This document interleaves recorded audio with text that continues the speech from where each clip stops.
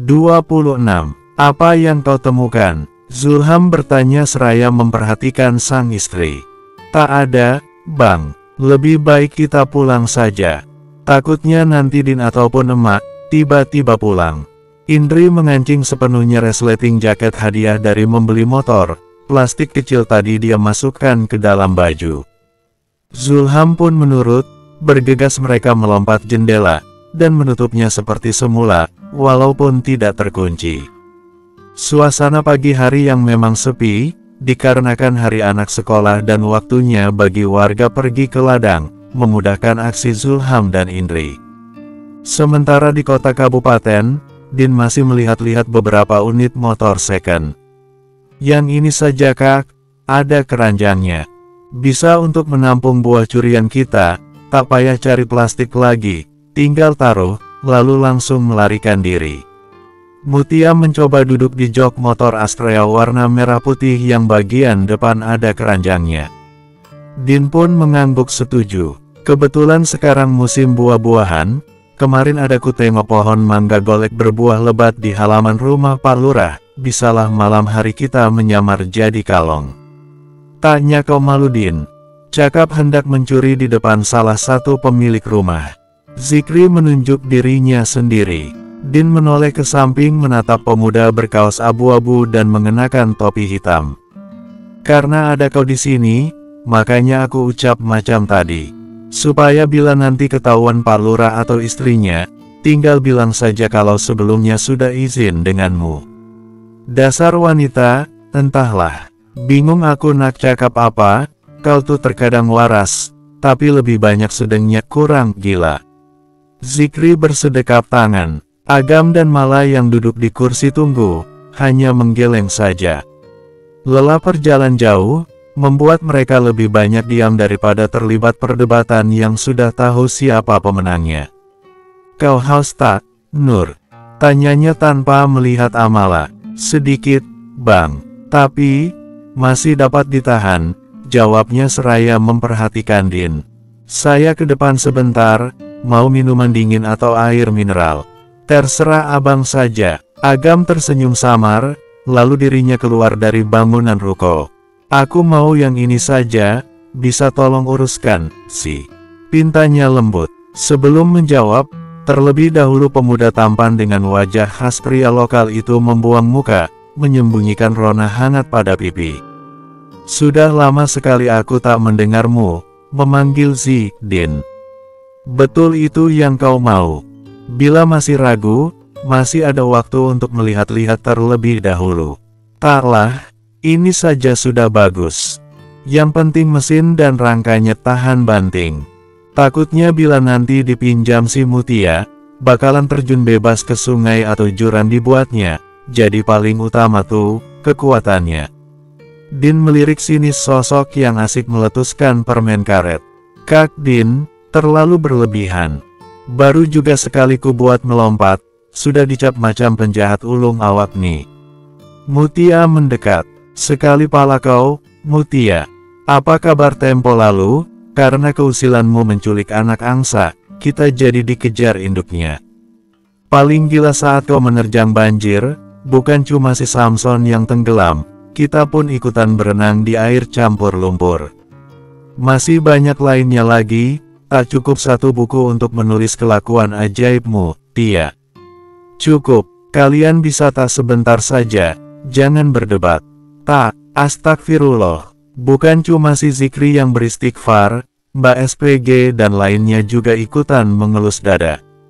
Zikri pun bergegas mengurus pembelian motor, agar segera bisa pergi. Pantas saja dari tadi kau diam, Mala. Ternyata asik mengunyah dirimu. Din duduk di sebelah Amala yang sedang makan kue pancong dan minum es teh dibungkus plastik ada sedotannya. Kue pancong, daripada adu mulut dengan kalian, mending ku makan, perut kenyang, otak pun segar. Bukannya naik pitam dan kelaparan. Balas Mala.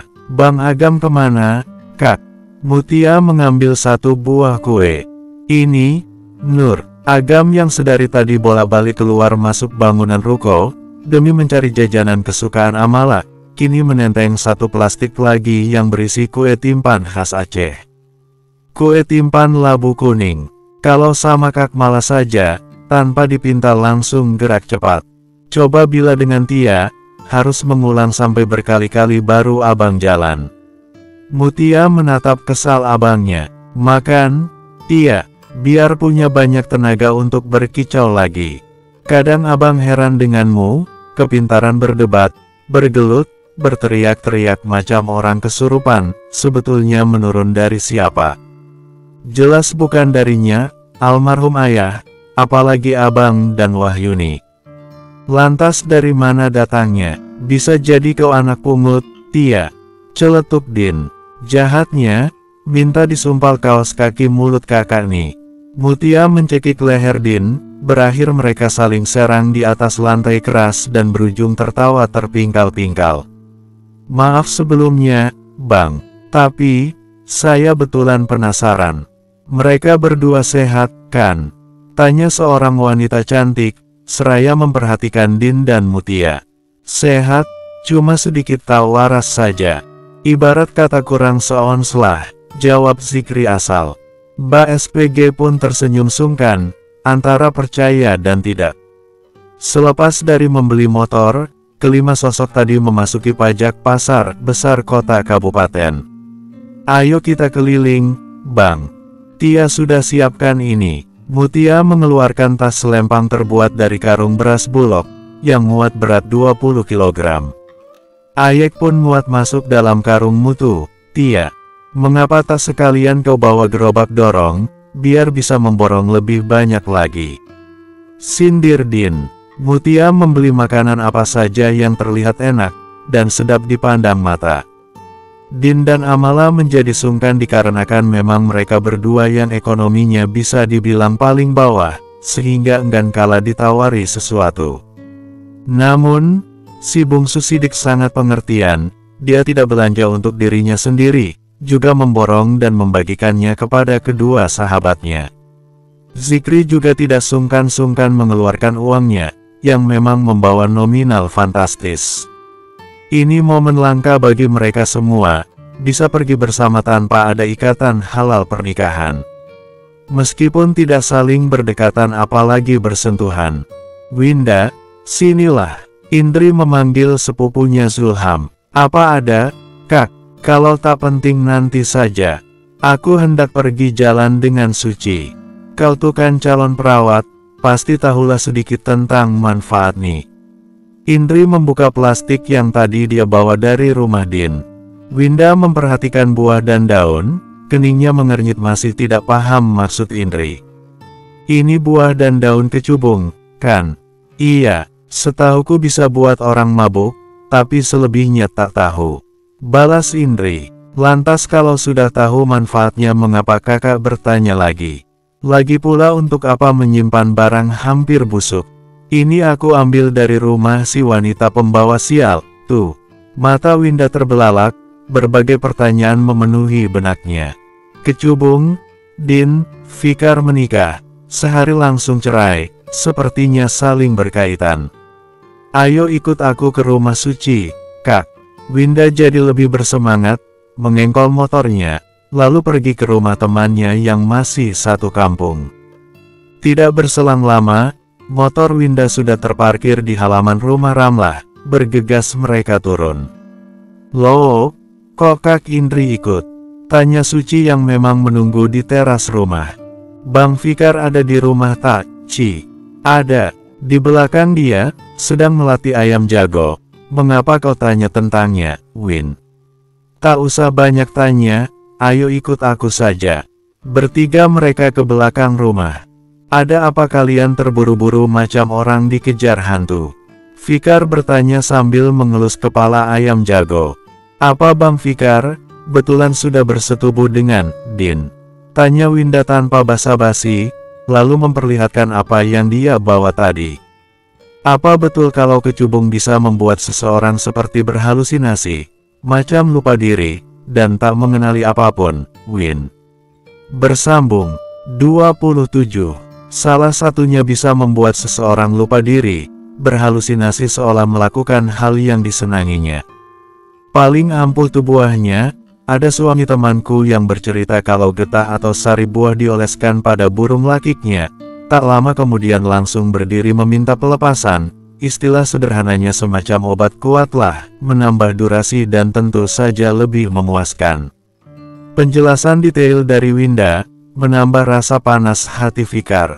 Aku yakin belum menjebol perawanmu, Din.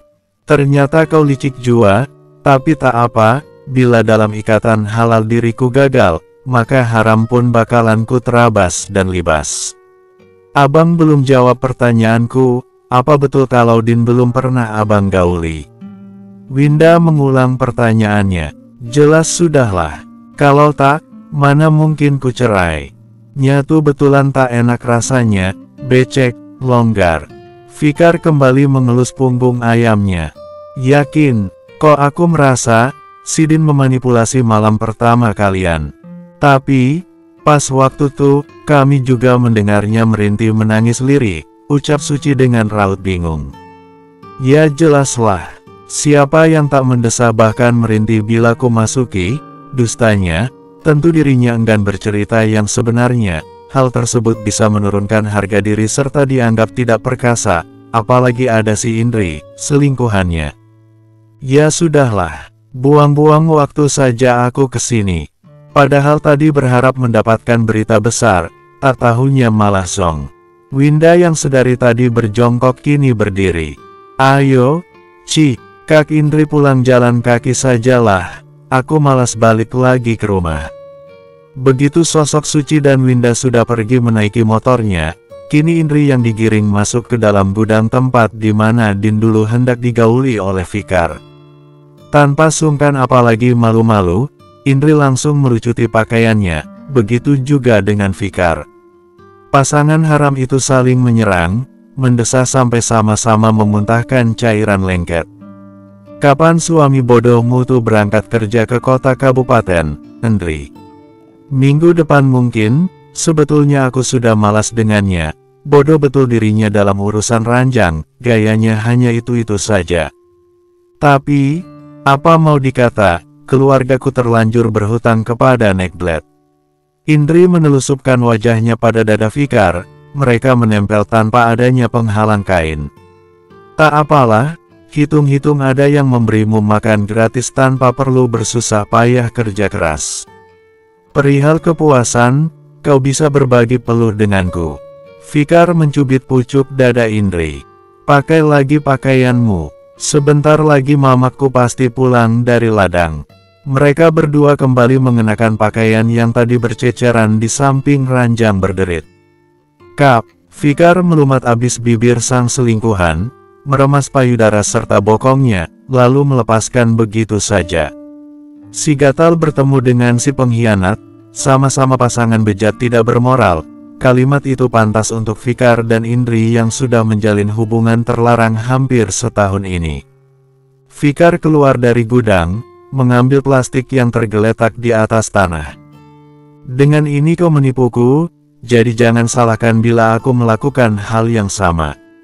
Tunggu pembalasanku Din. Ember, tangguk, karung, plastik, cangkul, parang, apalagi ya yang belum. Mutia sedang mengecek barang bawaannya, hari ini dirinya akan pergi menguras rawa-rawa di balik bukit. Kau hendak menguras rawa-rawa atau mau pergi berkemah? Iya. Apa pulak bawa terpal, 2 rantang susun, 1 janjang kelapa muda, daun pisang, apalagi nih? Din membongkar karung besar yang berisi khusus makanan. Jangan ada yang dikurangi, Kak. Nanti tuh berguna di sana. Ayo kita pergi, Tia sudah tak sabar berpetualang. Mutia cepat-cepat mengikat karung besarnya, takut bila Din mengeluarkan isinya. Kakak kami sudah siap. Trio cebol datang dengan membawa pelepah pinang, mereka hanya mengenakan celana pendek tanpa atasan. Bantu aku angkut nih, taruh di pelepah kalian. Masak sebanyak nih, Kak. Kita mau memberikan makan ikan apa menangkap ikan? Tanya Ayek keheranan, tetapi tetap menaruh barang tadi. Tak boleh banyak tanya, bisulan nanti pantat kalian. Apa hubungannya coba? Setahuku, Bisulan tuh karena menduduki bantal, bukan disebabkan nanya terus-terusan, ujar Danang. Kau macam tak tahu Mutia saja. Apapunnya capak, demi melancarkan aksi tak masuk akalnya tuh.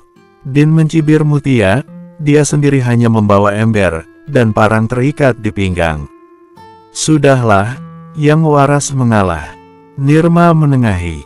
Tentu Mutia tidak terima, tetapi melihat mata Din yang melotot sempurna, dia hanya mendengus. Bersama-sama mereka berjalan ke arah bukit di belakang rumah Agam Sidik.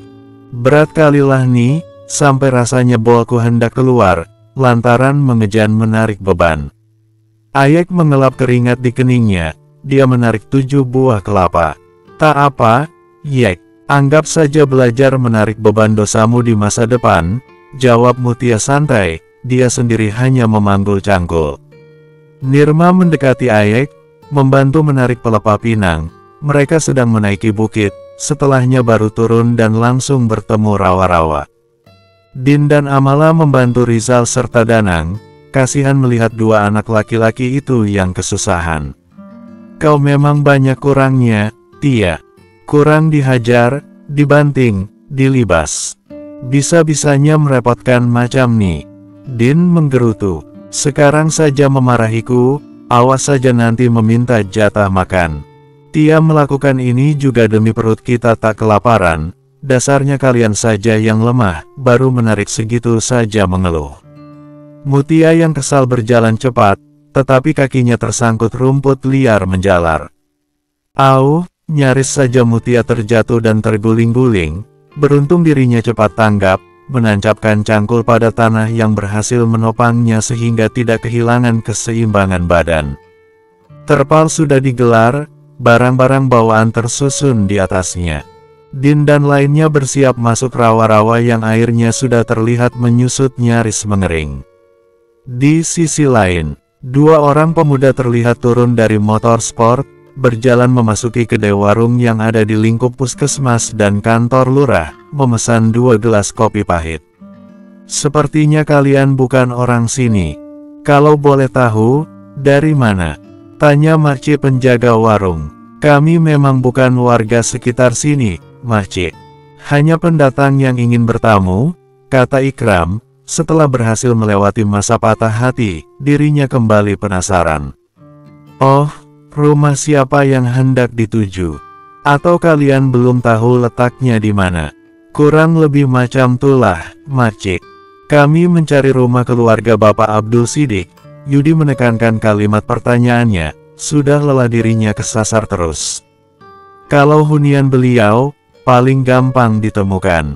Jalan saja lurus sampai melewati 2 bukit, nanti kalian akan melihat bangunan rumah 2 tingkat di sebelah kanan.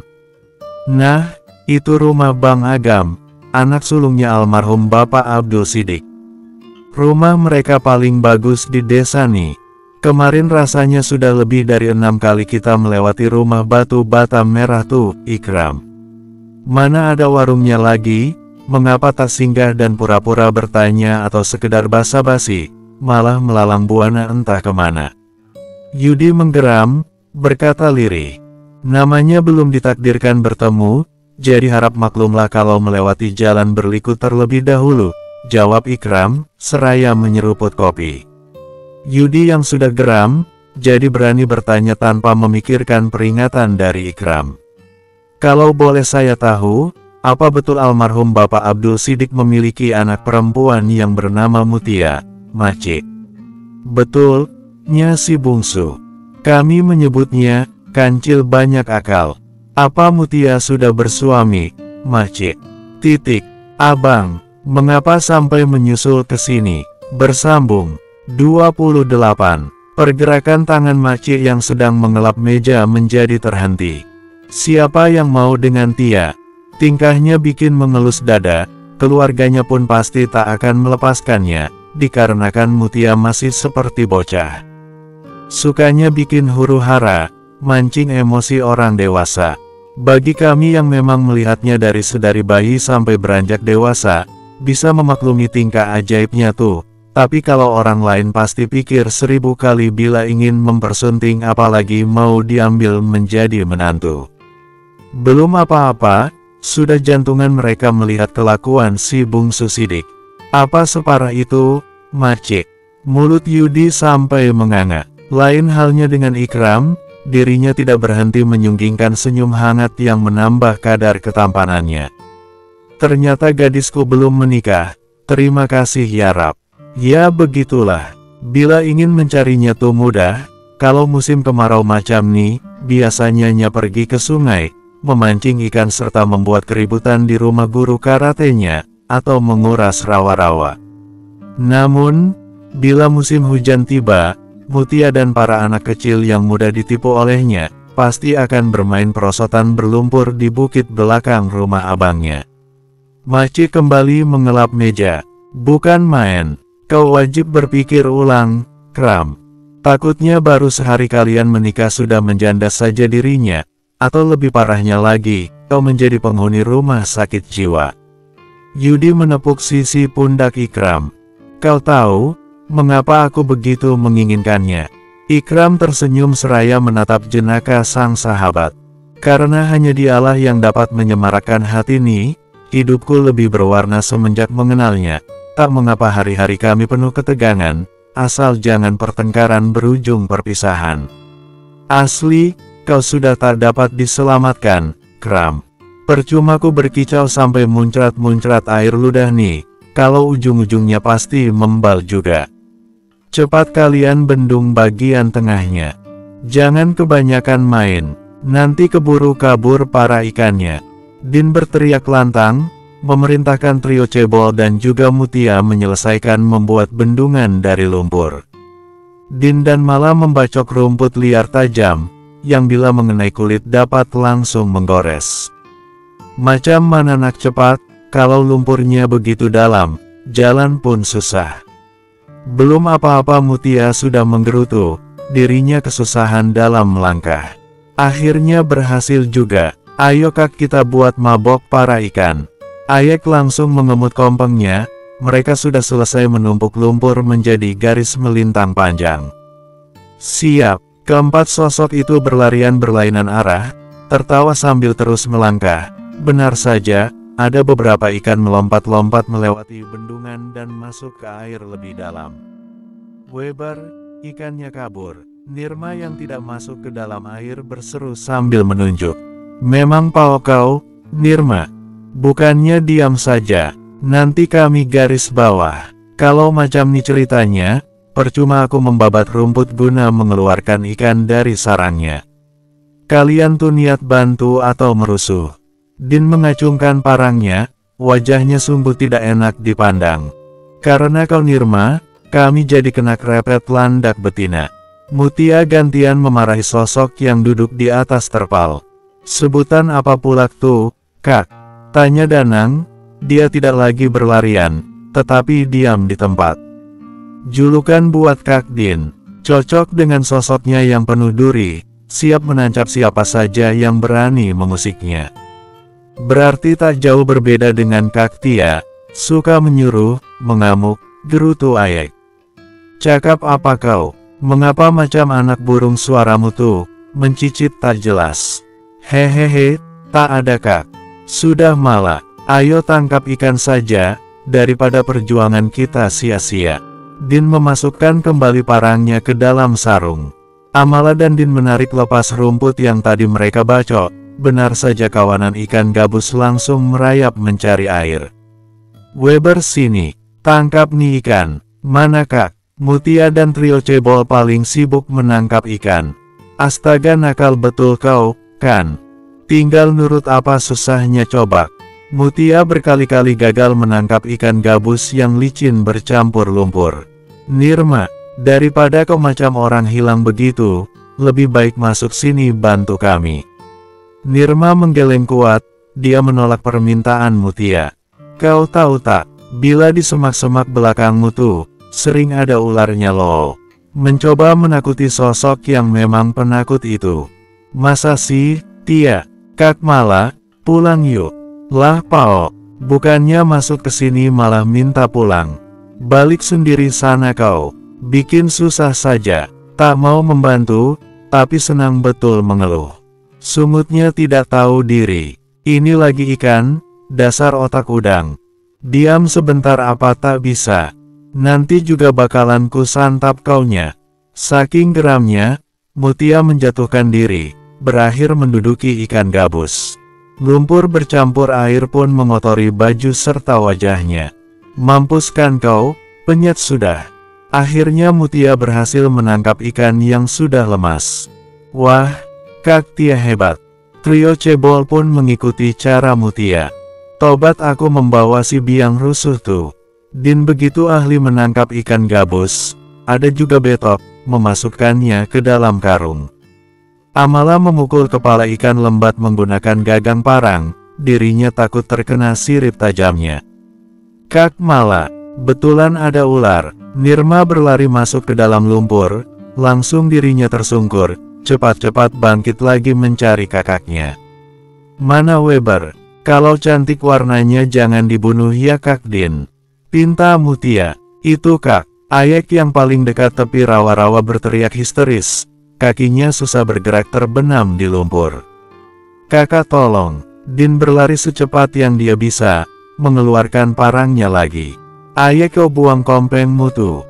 Ular mengejar empeng bututmu. Tanpa berpikir dua kali, Ayek melepaskan tali kalung kompengnya, dilemparkannya dalam genangan air sebelah bendungan. Slas! Seketika badan ular sawah sebesar lengan anak kecil terpotong menjadi dua.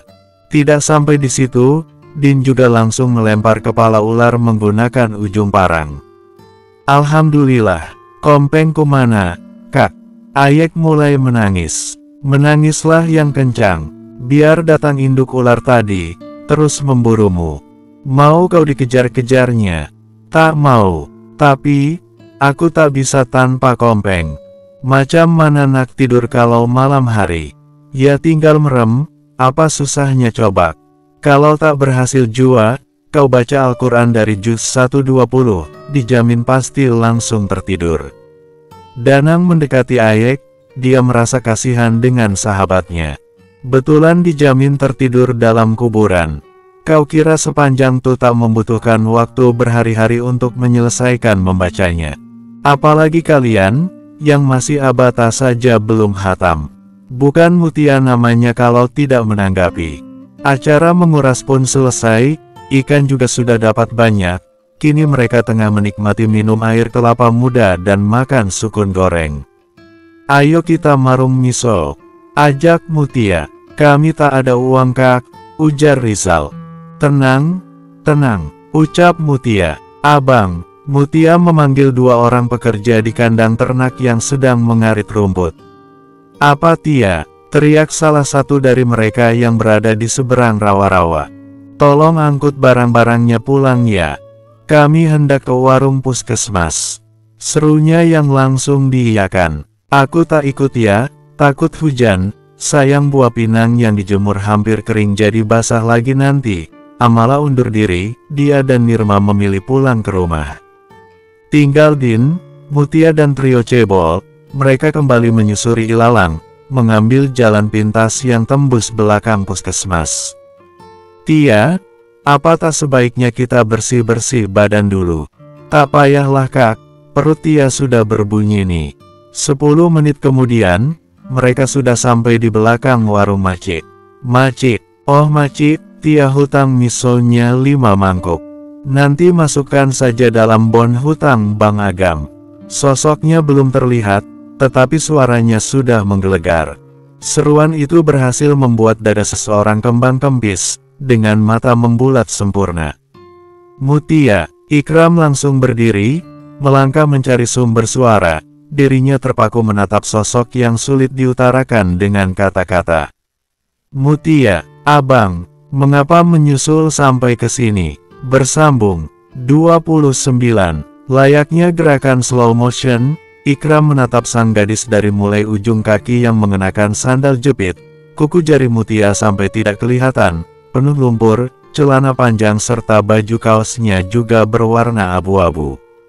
Perlahan Ikram mendongakkan dagunya, menatap wajah yang biasanya terlihat bersih kini memiliki dua warna, antara kuning langsat dan abu-abu, bahkan ada tai mata hitam di kelopak indah sang gadis pujaan hatinya. Apa tengok-tengok? Mau bilang kalau Tia macam gembel? Iya. Mutia menatap sinis pada sosok jangkung, berwajah ramah. Otomatis Ikram menggeleng, bukannya tersinggung dengan nada tajam seorang Mutia, tetapi dirinya malah sumringah. Ya Rab, terima kasih, akhirnya gadis idaman hati hamba, menyebut namanya. Tak lagi cakap, aku. Ada kurang-kurangnya nih orang.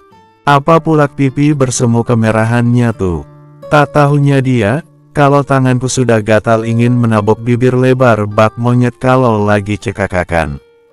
Mutia berperang dengan batinnya sendiri, antara maju memukul Ikram atau menahan diri. Adek, tetap cantik di mata abang, bahkan bertambah menggemaskan, ucapnya lirih, pipinya terasa hangat sampai daun telinga.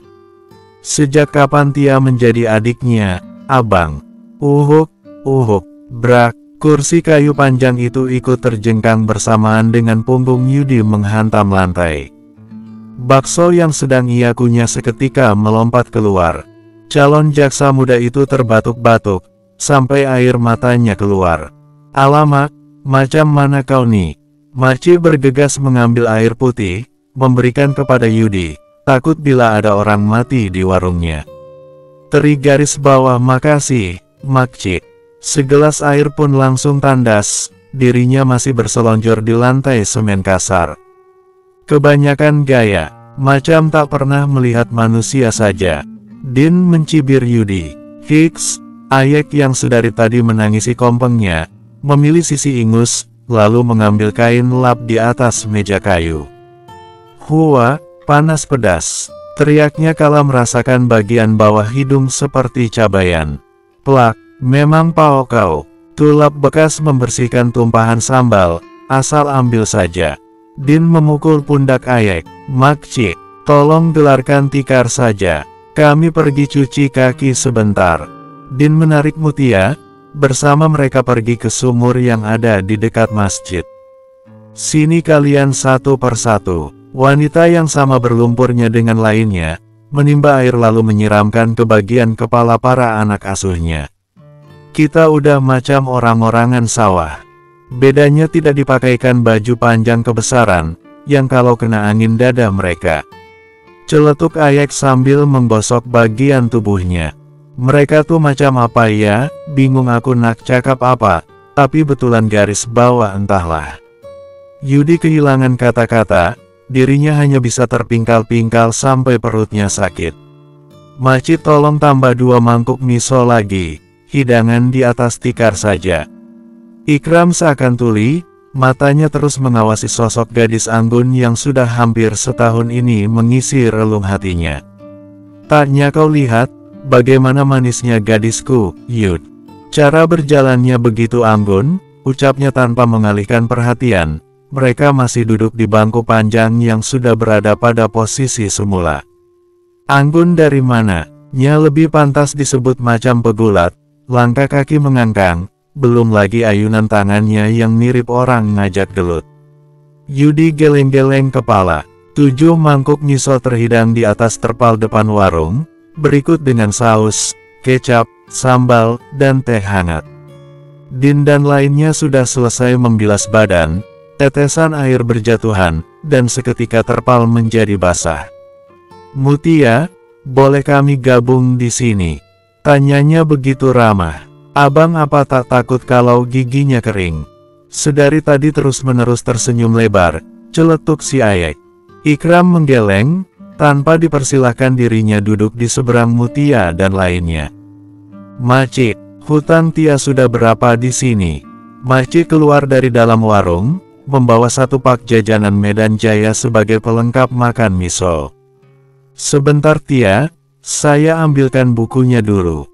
Totalnya ditambah dengan yang sekarang, kau sudah berhutang 39 porsi miso, 4 pak Medan Jaya, teh dan jeruk hangatnya habis 45 gelas, terus 5 renteng permen karet Yosan, 1 toples permen Davos, cuma itu saja hutang kau, Tia.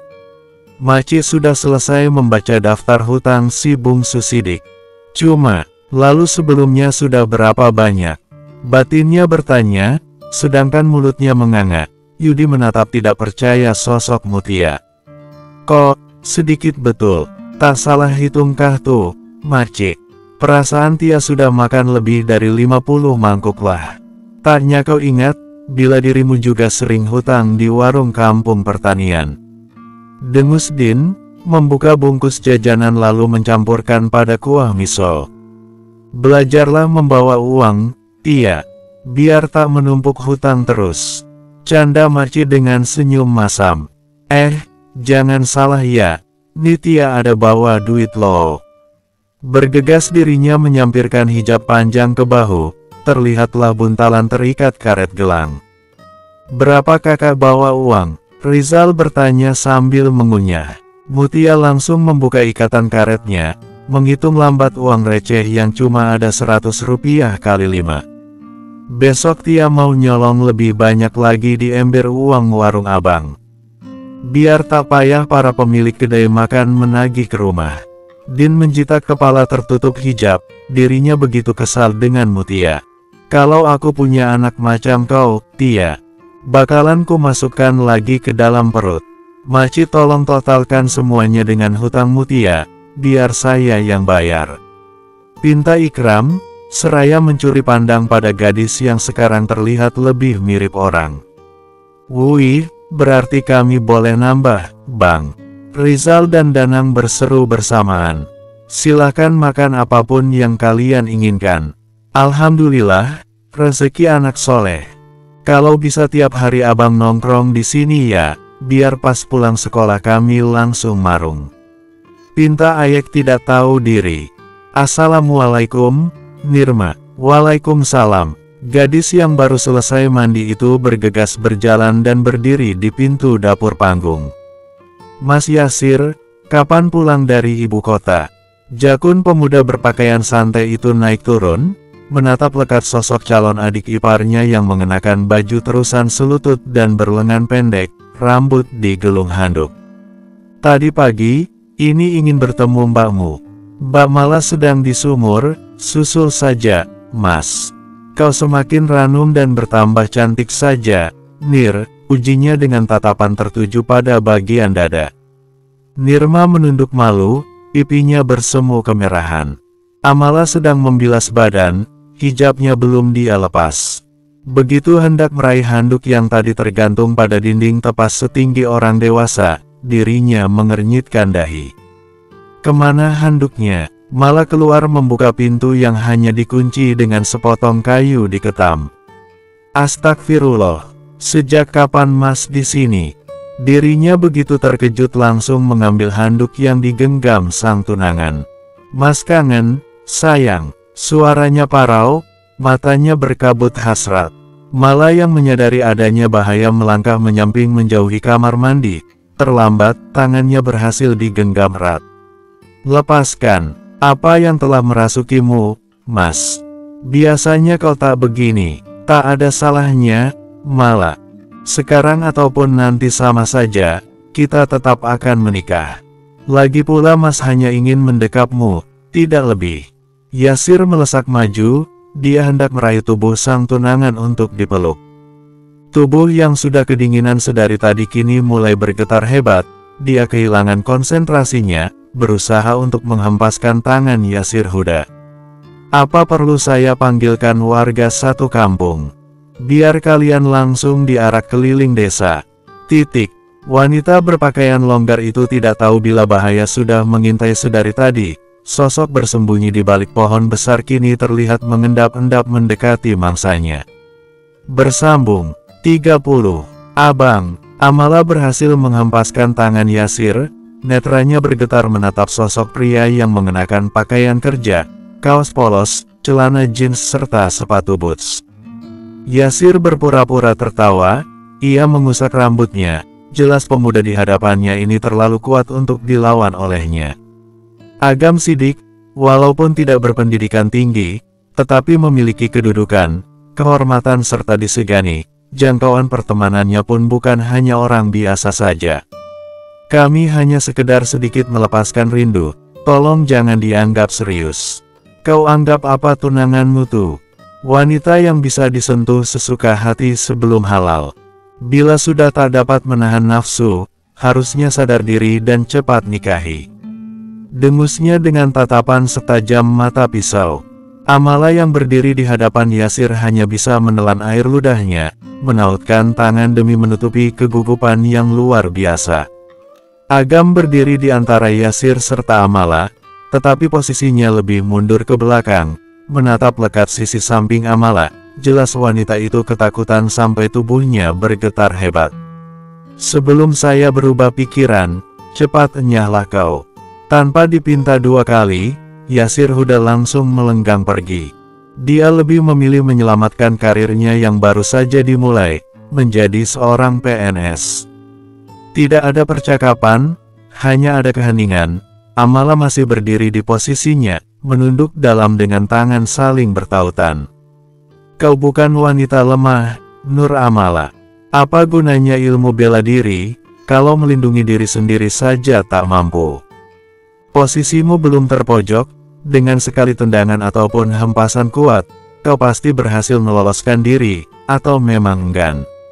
Seketika netra Amala menatap wajah Agam, hatinya teriris kala mendapati binar kecewa. Maaf, Bang, maaf. Isakan yang tadi ia tahan lolos sudah. Agam sidik tidak menanggapi, dia lebih memilih pergi. Bodoh. Berulang kali Amala memukul kepalanya. Tubuhnya luruh, seketika pasir bercampur debu memenuhi rok bagian bawah. Ya Rab, maafkan hamba. Melihatnya seperti itu, hati ini bagaikan ditusuk ribuan duri. Lebih baik mendapati sorot amarah, daripada kecewa. Dulu ketika hamba jatuh dari kereta, Abang Agam begitu murka, tapi sekarang. Amala bermonolog seraya meminta pengampunan, air matanya kembali berlinang. Setelah sekian menit menangis sampai terseduh sedan, ia menghapus jejak air mata lalu berjalan pulang. Nirma, apa tadi Mas Yasir mampir dulu ke sini? Tanyanya pada sang adik yang sedang melipat baju baru, hadiah dari sang ibu. Iya, Mbak. Dia nanya keberadaan Mbak Mala, terus tak suruh menyusul saja ke sumur, jawabnya santai seperti tidak bersalah. Mengapa kau kasih tahu? Tak pantas seorang laki-laki mendatangi wanita yang belum halal baginya, apalagi di tempat terlarang macam kamar mandi, Nirma. Bagaimana kalau pas kebetulan Mbak tak mengenakan hijab, atau lebih parahnya lagi cuma tapian handuk? Malah menatap nanar sang adik. Nirma menaruh pakaiannya di atas amben, menatap sekilas wajah sang kakak. Maaf, Mbak, tapi nantinya kalian juga pasti menikah juga, jadi apa yang harus dipermasalahkan? Dosa, Nirma, dosa. Iya kalau dia jodoh Mbak, kalau enggak, apa diri Nita rugi? Kau tuh sudah dewasa, harusnya tanpa diberitahu sudah dapat membedakan mana yang benar dan salah. Nirma yang biasanya selalu diperlakukan lembut serta dimanja, tentu tidak terima mendapatkan bentakan. Hala, Mbak Mala terlalu berlebihan. Lagian juga nggak terjadi apa-apa, kan? Tolong deh Mbak, jangan kampungan kali. Di kota saja banyak yang statusnya masih pacaran, tapi mereka santai saja jalan berdua sambil gandengan tangan. Ada apa nih? Mengapa kalian bertengkar? Maksyam datang menengahi, dirinya baru pulang dari ladang. Perdebatan pun berakhir. Mutia, boleh tak? Abang datang bertamu ke rumahmu. Jangan, nanti Tia, bisa digorok Bang Agam. Tapi, Abang ingin mengenal keluargamu. Biar tak timbul fitnah, lagi pula niat Abang tulus ingin mempersunting engkau, Mutia. Ikram menatap kuku kaki Mutia yang hitam karena lumpur. Mata Mutia membulat, hidungnya kembang kempis. Abang cakap apa? Menikahi? Macam mana Tia bisa jadi seorang istri? Ngurus diri sendiri saja malas sekali. Nanti yang ada dirimu ku kasih makan batu, mau? Tak apa kalau Tia kurang pintar memasak, Abang bisa. Bukan kurang pintar, tapi tak bisa dan malas belajar. Menyetrika baju juga sering gosong bagian tengahnya, menyapu rumah pun masih banyak tertinggal rambut rontok, mengepel apalagi, bila sudah kesal, dia siram saja lantainya. Masih berminat, Ikram mengangguk pasti. Saya mencari seorang istri, bukan asisten rumah tangga. Soal bersih-bersih, abang juga bisa. Nanti sebelum pergi bekerja, rumah akan abang bersihkan dan rapikan terlebih dahulu. Makanan bergizi sudah terhidang di atas meja. Lantas gunanya seorang istri itu apa? Mutia menatap kancing jaket jeans Ikram. Untuk menjadi teman cerita, berbagi canda dan tawa, menyemarakan hari-hari abang. Mutia cukup berbahagia, menjadi tempat abang pulang setelah seharian lelah mencari nafkah. Beritahunya dengan nada lembut. Enak juga ya kalau macam tuh. Tak perlu mengurus rumah, cukup bahagia. Bukankah tujuan kita hidup memang untuk menggapai bahagia ya? Betul, Tia. Mau ya, menikah dengan abang? Tak mau. Tia masih ingin bebas berkelana, mengerjai trio cebol dan Kak Din, serta memacu motor kesayangan. Jawabnya tegas. Bahu Ikram sedikit membungkuk, hatinya tersayat akan penolakan sang gadis idaman, tetapi tidak dengan semangat juangnya.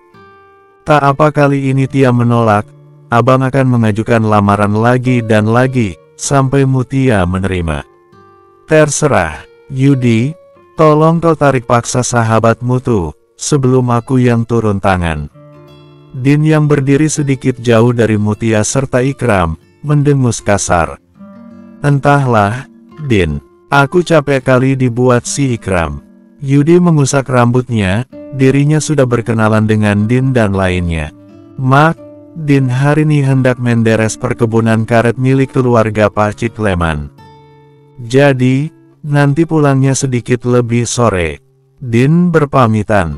Tak naik kereta kau. Taklah, lebih cepat jalan kaki. Biar bisa menghemat uang bensin. Oma Inong pun mengangguk paham. Ia melepaskan kepergian sang putri demi mengais rezeki. Mengapa perasaan Nita enak? Ya Allah, tolong lindungi putri hamba.